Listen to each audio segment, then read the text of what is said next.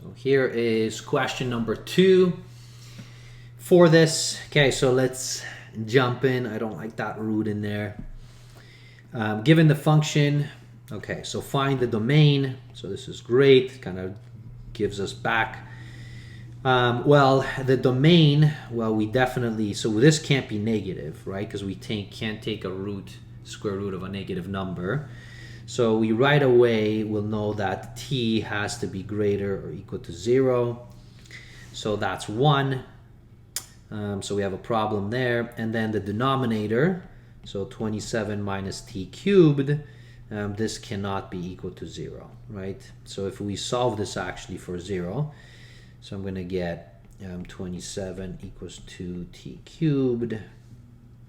And I'll take the cubed root of 27, which is just 3.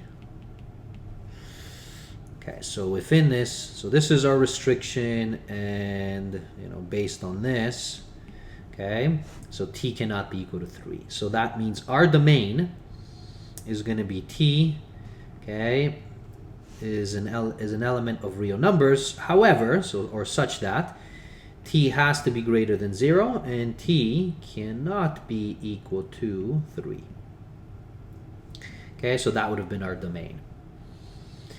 And my guess is, something, at t is equal to 3, probably it blows up on us. So it's some kind of an infinite discontinuity.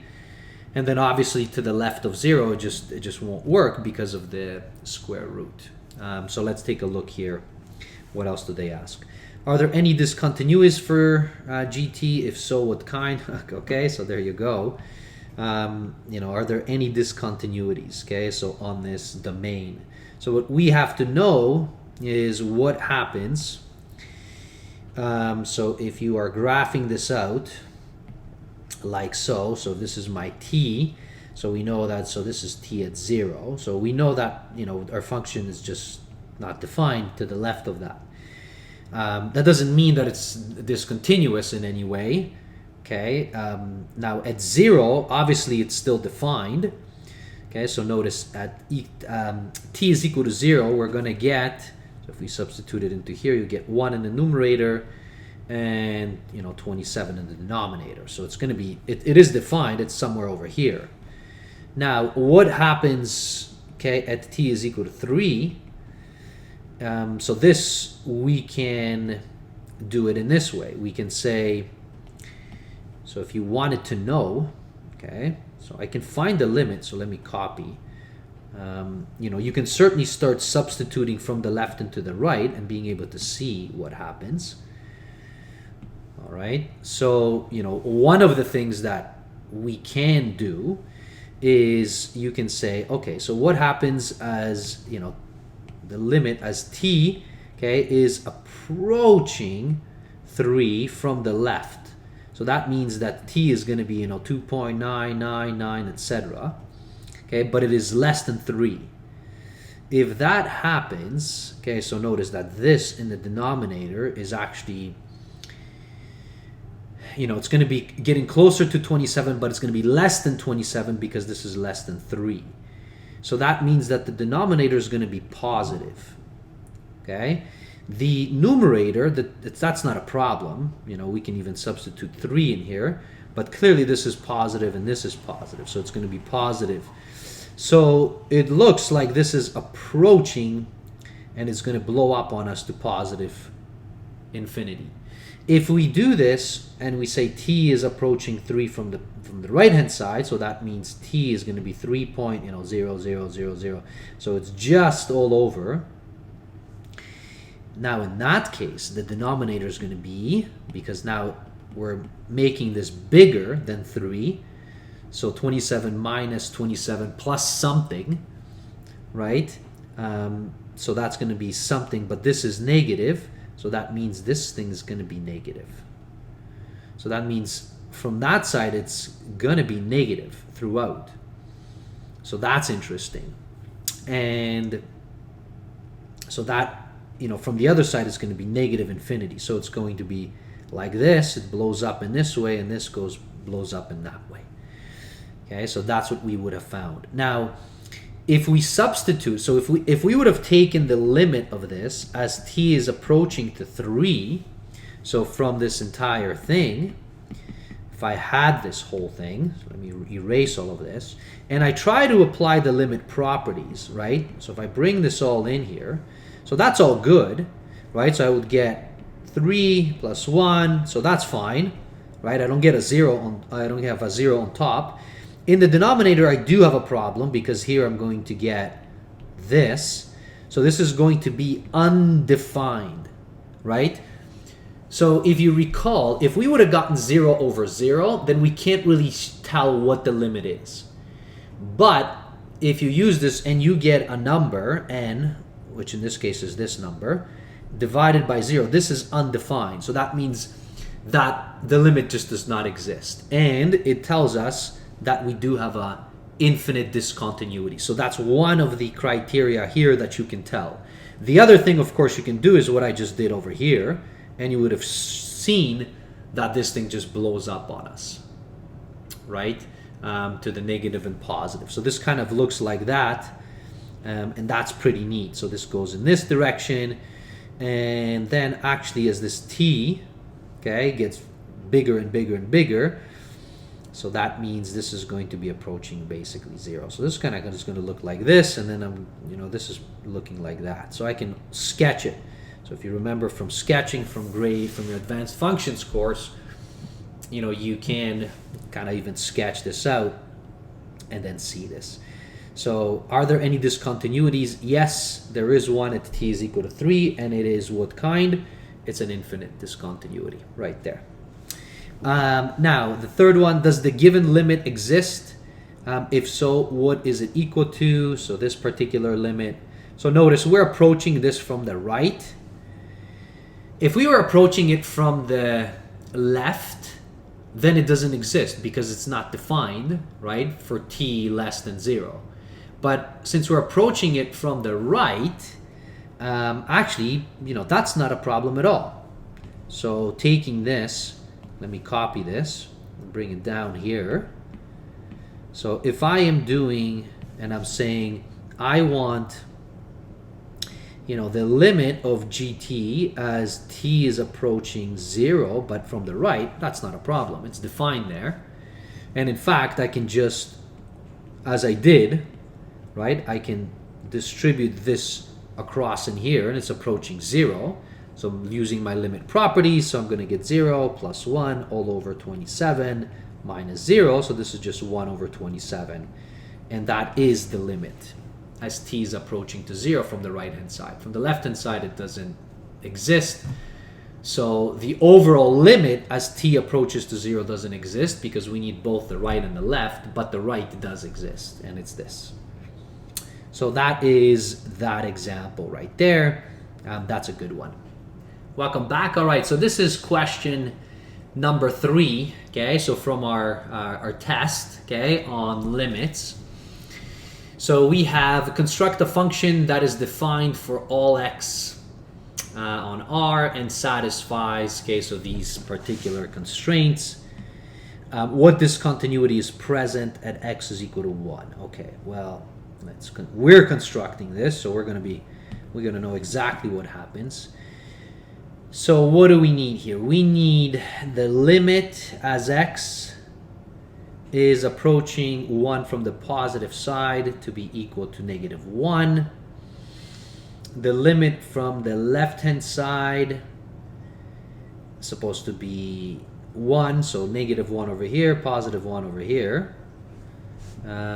Okay, so so I'll construct it for you just so that you can see it visually.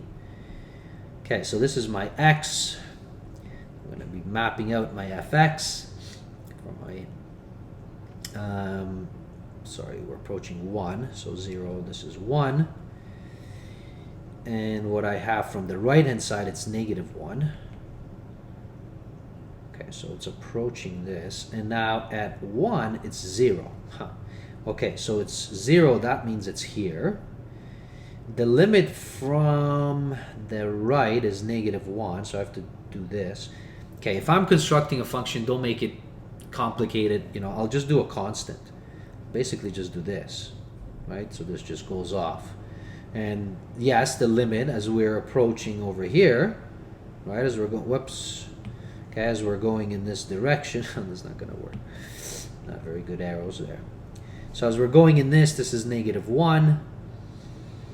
And then as we're going from the negative side, it's +1. Okay, so that means +1. This is going to be here, right? Except to put a, so it's going to be that. There we go. So from the left, that's 1. From the right, it's -1, and it's this. Okay, so that's, there you go. That's a function. So this one works. What kind of discontinuity? Well, this is a jump discontinuity. Okay, if you forgot about the discontinuities, put up a link up above there for you. So this is a jump discontinuity, right? So if we're coming in this, we're jumping in this direction. If we're coming from the right, then we're jumping in this direction. And then continuing on. So there's either jump, infinite, right, or removable discontinuities that we run into. This one is a jump one. Okay, that's all that we have for this example. That was a neat question because it forces you. Oh, and by the way, you know, if you had to actually write this out, you would say fx is equal to, because this is a piecewise, so I got ahead of myself. So for x, okay, less than 1, our function, well, in this case, I just set it to 1, so that's a constant. For x is equal to 1, that is equal to 0. And then for x greater than 1, that is equal to -1. All right, so that's our function. Okay, so there you go. Now it's actually defined. Here I just drew it out. Now we're done. Okay, that's it for this one. Welcome back. All right, so here's another example from a test on limits. Okay, so kind of grade 12 calculus course in the beginning, and even in probably first year university, you might run into these. Okay, so you have given a limit as x is approaching 1, fx is equal to 2. Find the limit below using limit properties. Okay, so they tell us within here, okay, so here it is, what the actual limit is. Now, limit properties, you know, if you've forgotten, there's quite a few of them. Put up a link up above there. I did a whole video with a slew of examples. So this one is kind of nice. We already know what the limit is. Okay, let's try to see what we're going to run into. So how would we do this? So if you break this whole thing down, you can put in this limit and distribute it into the numerator and denominator. So you can use the limit properties. So I can put limit. So I can bring it inside of those brackets of fx. That's cubed, so that's this one. I can bring it inside, so I can have the limit of that 1, which is just a constant. Now, of course, this is as x is approaching to 1, as x is approaching to 1. So that's what we would have there, all over. Now I can bring, again, because of the radical, so I'll bring in the limit inside, so that's going to be limit of 2 as x is approaching to 1, plus the limit as x approaches 1 of this fx. Now, once I have this because of the limit properties, okay, so notice that this, okay, is equal to 2, right? This right here is also equal to 2. So this is now so much nicer to work with. So this is 2 cubed minus the limit of a constant is just a constant. So that's great. Now the square root, this is limit of a constant again. So 2 plus this whole thing is equal to 2. So I have this. All right, so 8 minus 1 is 7. And then 2 plus 2 is 4. Square root of 4 is 2. So this is 3.5. So that is, so thank goodness we didn't get into like indeterminate or something like that, because then we wouldn't be able to do really much with it. But here we have found the limit using the limit properties. It's a neat example, a little bit different. and it just forces you to, bring in these limits inside into numerators, denominators. You can distribute them across radicals. So as I said, you can go back to that link that I just pointed out, okay, if you forgot your limit property. So that's pretty much it for this one. Okay, that would be done.